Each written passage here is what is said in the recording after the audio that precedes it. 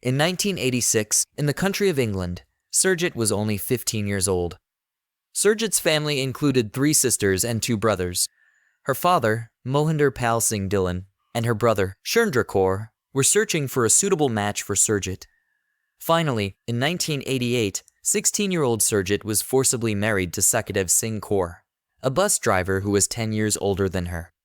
I don't know why, but I think that Surjit's father believed that marrying off a girl as soon as she grew up was the best decision for her life. That's why he arranged his daughter's marriage at an early age. After the marriage, Surjit moved to live in the town of Hounslow in West London with her husband and his mother, Kaur Athwal. Soon after the marriage, Surjit realized that her mother-in-law was the boss of the house. Only Kaur's decisions were respected in the house. She kept everyone under her control. Besides her mother-in-law, Surjit's in-laws included her brother-in-law, Hardev, and her sister-in-law, Bajam Kaur. But all the household chores were assigned to Surjit. Day and night, Sukhdev would beat and scold his wife, Surjit, and her mother-in-law would also raise her hand against her. Surjit had shown her injuries to her family many times, but they always silenced her, telling her to compromise and be patient, assuring her that one day she would win their hearts. In 1989, Surjit's brother-in-law, Hardev, also had an arranged marriage. The new bride's name was also Surjit. She was a young and obedient girl. Now, both daughters-in-law were treated the same way, cleaning, cooking, and serving the family all day. Despite all their hard work, they were still treated like servants. In 1991, Surjit mentioned that even when she and Surjit were pregnant, the beatings didn't stop. After their children were born, the mother-in-law started tormenting them in a new way. She constantly criticized their parenting and took the children away from them, slowly distancing them from their mothers. She would tell the children not to call her nanny grandmother, but mummy, insisting that she was their mother. Surjit says that she used to remain silent even after being beaten, but Surjit was very brave. She would get up after being beaten and confront them, fighting back, which led to her being the target of even more violence. Tired of living like a slave, Surjit once thought about getting a job, believing it would allow her to spend less time at home, which would be better for everyone. After applying for jobs in various places, she finally got a job as a customs officer at London Heathrow Airport. This job became a source of some freedom for Surjit. She made many friends at work and, inspired by them, started wearing Western clothes, cutting her hair short, and buying some makeup. Naturally, this change did not sit well with Sukhdev, who could no longer control his wife or impose his authority on her. By November 1998, Surjit had been married for 10 years and was now 26 years old. She had been working at the airport for about 4 or 5 years. During this time, Surjit fell in love with a man who worked at the airport, as he treated her with respect and affection. Eventually, Surjit's husband found out about this, and he told his family that Surjit was bringing shame to the family. He insisted something had to be done about her. When Surjit realized her secret was out, she made the biggest decision of her life and asked Sukhdev for a divorce. Sukhdev and Kaur did not accept this decision. The next day, when Surjit was not home, the family gathered in the lounge for a meeting. Sukhdev, Hardev, their sister Bajam, and Hardev's wife Surjit sat with Kaur. Kaur said she had contacted someone in India who would take care of everything, saying that Surjit was at fault for bringing shame to the family. The next day, Kaur called Surjit and told her, "You want a divorce?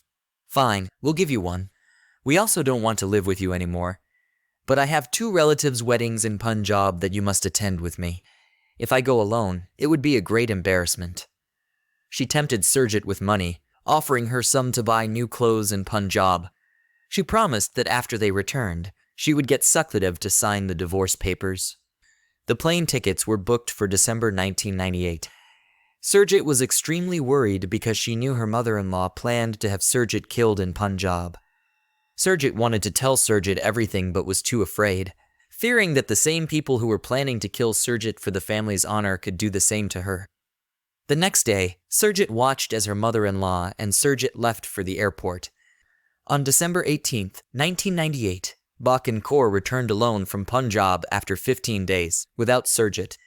When Surjit asked her mother-in-law about Surjit, Kaur told her that Surjit had enjoyed herself so much in Punjab that she decided to stay longer. When Surjit's parents asked Bach and Kaur about their daughter, she spun another lie, saying that Surjit had fallen for someone else in India and had run away to Delhi with him. She claimed that Sukhdev had spoken to her on the phone the day before and that Surjit had said she would not return.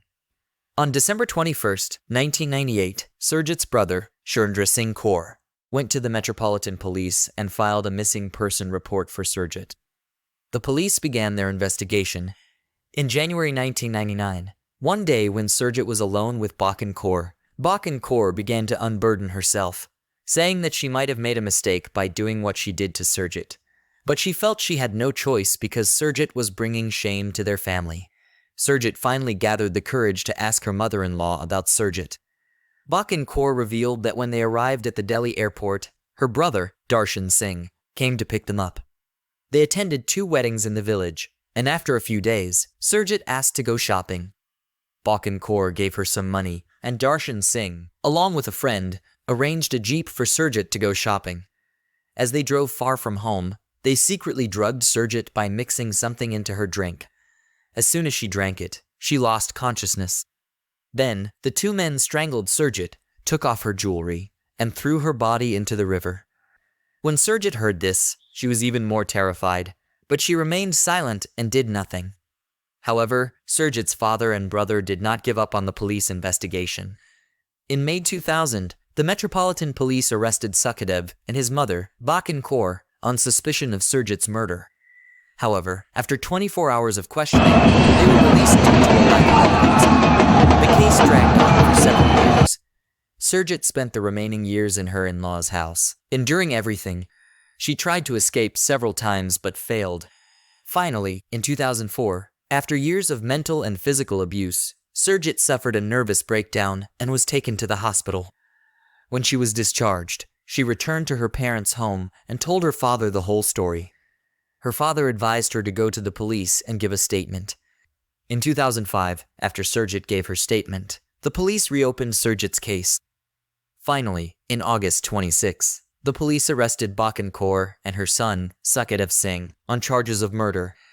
In April 27, Surjit testified in court against her mother-in-law and brother-in-law for 3 consecutive days.